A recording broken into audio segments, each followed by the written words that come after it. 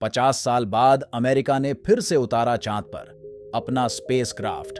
अमेरिकी private spacecraft चांद की सतह पर तिरछा गिरा है। अभी साइंटिस्ट डेटा कलेक्ट करने की कोशिश कर रहे हैं। कल हुई थी अमेरिकी स्पेसक्राफ्ट की चांद पर लैंडिंग, लैंडर ओडिसियस की। यह तस्वीर चांद पर लैंडिंग से पहले ली गई। चंद्रमा के साउथ पोल पर लैंड होने वाला अमेरिकी प्राइवेट स्पेसक्राफ्ट चांद की सतह पर तिरछा गिरा है।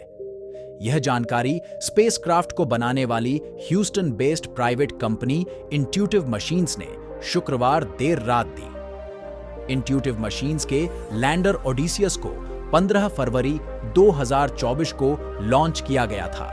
23 फरवरी को भारतीय समय के मुताबिक 4:53 पर इसकी चंद्रमा के साउथ पोल पर लैंडिंग हुई थी। 22 फरवरी को इंट्यूटिव मशीन्स के ओडिसियस लैंडर ने टारगेट लैंडिंग स्थल से लगभग 200 किलोमीटर की दूरी पर और लगभग 10 किलोमीटर की ऊंचाई पर चंद्रमा के शोमबर्गर क्रेटर की यह तस्वीर खींची थी।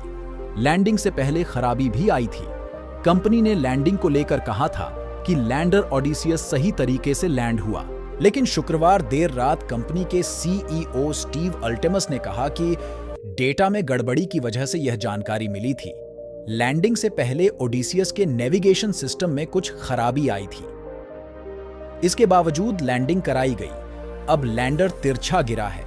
हमें लगता है कि यह चांद की सतह पर उतरते ही उलट गया, कंपनी के सीईओ अल्टेमस ने कहा। अमेरिकी स्पेस एजेंसी नासा का लूनर रिकॉनेसेंस ऑर्बिटर जल्द ही इसकी तस्वीर भेजेगा।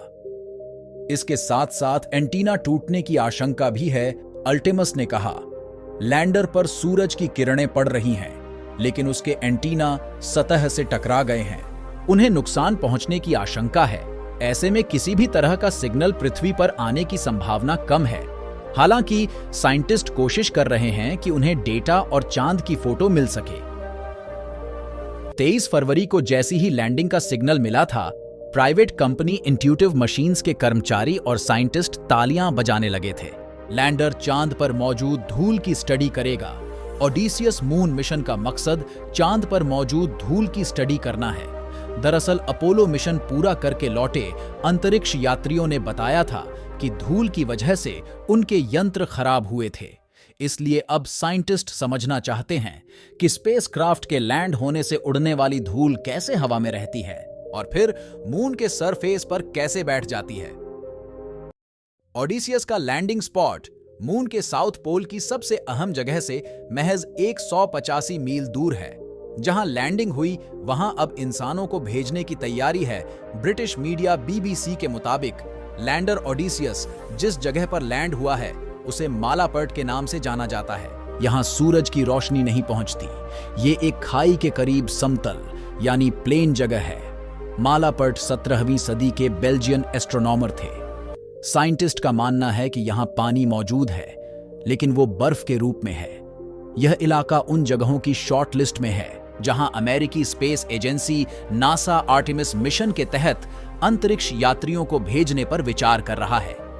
यह तस्वीर ओडिसियस लैंडर की सॉफ्ट लैंडिंग से कुछ सेकंड पहले की है। वैसे तो ओडिसियस प्राइवेट मून मिशन है, लेकिन इसके पीछे अमेरिकी स्पेस एजेंसी नासा का दिमाग है। मिशन में काम आने वाले 6 यंत्र नासा ने तैयार किए हैं। इधर मीडिया रिपोर्ट्स के मुताबिक स्पेसक्राफ्ट की स्पीड लैंडिंग से पहले बढ़ी थी, इसलिए ओडिसियस ने मून का एक अतिरिक्त चक्कर लगाया था। एक चक्कर बढ़ने की वजह से लैंडिंग के समय में बदलाव हुआ। पहले यह भारतीय समय के मुताबिक सुबह 4:20 पर सॉफ्ट लैंडिंग करने वाला था। लैंडिंग के पहले 19 मिनट तक हॉवरिंग यानी लैंडिंग वाली जगह के ऊपर घुमाया गया। प्राइवेट कंपनी इंट्यूटिव मशीन्स ने 22 फरवरी को चांद के नॉर्थ पोल के पास की सतह की यह तस्वीर शेयर की। ये ओडिसियस पर लगे नेविगेशन कैमरा से ली गई। लैंडिंग से पहले ओडिसियस ने मून का ऑर्बिट पूरा किया था। इसके बाद यह सतह के करीब पहुंचा। इसके बाद स्पेसक्राफ्ट स्पीड कम हुई और लैंडिंग वाली जगह को पहले ही चुन ली गई थी। स्पेसक्राफ्ट में लगे कैमरे इसकी सटीक लोकेशन मिशन कंट्रोल रूम तक पहुंचा रहे थे।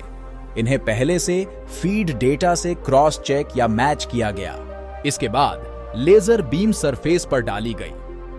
इस स्पेसक्राफ्ट में सोलर पैनल लगे हैं और लैंडिंग के बाद 7 दिन तक यह वहीं से चार्ज होगा। 51 साल में पहली बार कोई अमेरिकी मिशन चांद पर उतरा है।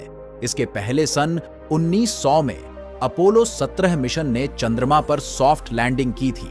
इसके बाद अमेरिका ने साल 2002 में आर्टेमिस 1 मिशन को चांद पर रवाना किया था, लेकिन वह स्पेसक्राफ्ट चांद पर उतरा नहीं था। आर्टेमिस 1 ने चांद का चक्कर लगाया था। नासा के अधिकारियों ने स्पष्ट कर दिया है कि चांद पर सॉफ्ट लैंडिंग के लिए कोशिश करते रहेंगे।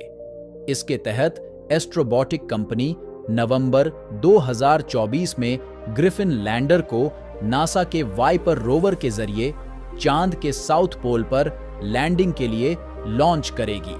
यह मिशन अमेरिका का दूसरा प्राइवेट मिशन है। इसके पहले 8 जनवरी 2024 को अमेरिका ने अपना पहला प्राइवेट मून मिशन लॉन्च किया था। हालांकि अमेरिकी प्राइवेट कंपनी का पेरेग्रीन 1 लैंडर चांद पर नहीं उतर सका था। फ्यूल लीकेज और फेल बैटरी चार्जिंग की वजह से यह मिशन फेल हो गया था। सबसे पहले भारत पहुंचा था साउथ पोल पर। भारत ने चांद पर खोजबीन के लिए मिशन चंद्रयान लॉन्च किया था।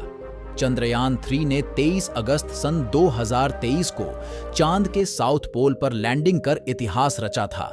भारत चांद के दक्षिणी ध्रुव पर कामयाब लैंडिंग करने वाला दुनिया का पहला देश बन गया था।